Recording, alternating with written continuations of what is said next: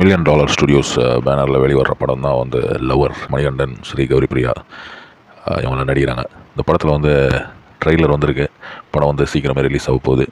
படம் ரிலீஸ் ஆகும்போது நல்லா தான் இருக்கும்னு நினைக்கிறேன். குட் நைட் எடுத்த அதே குரூப் தான் வந்து இதை எடுத்திருக்காங்க அப்படின்ற மாதிரி தான் அந்த ட்ரெய்லரில் எழுதி காட்டுறாங்க.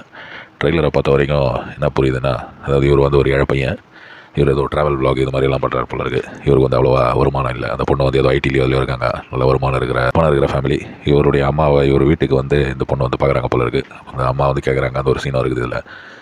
எப்போம்மா வீட்டில் பேச போகிறேன் அப்படின்ற மாதிரி. இவருடைய வீடு சிச்சுவேஷன், இவருடைய அம்மா இதெல்லாம் பார்த்ததுக்கப்புறம் அந்த பொண்ணுக்கு வந்து அவ்வளோ பிடிக்கல போல இருக்குது. இன்னும் கொஞ்சம் டைம் வேணும் அப்படின்ற மாதிரி. இதனுடைய ட்ரெயிலருடைய ஸ்டார்டிங் வந்து என்ன காட்டுறாங்கன்னா, இவர் வந்து எஸ்எம்எஸ் அனுப்புற மாதிரி காட்டுறாங்க. இவர் வந்து மெசேஜ் தட்டி விடுறாரு. அதாவது பர்த்டேவுக்கு வாட்ஸ்அப் மெசேஜ் தான் நினைக்கிறேன்.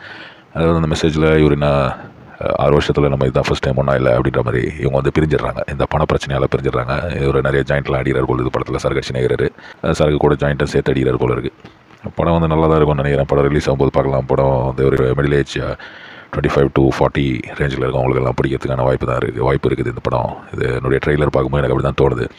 நல்ல ஒரு கதை தான், பார்த்து மறந்த கதை தான். ஆனால் வந்து நல்லா எக்ஸிக்யூட் பண்ணியிருக்காங்கன்னு நினைக்கிறேன்.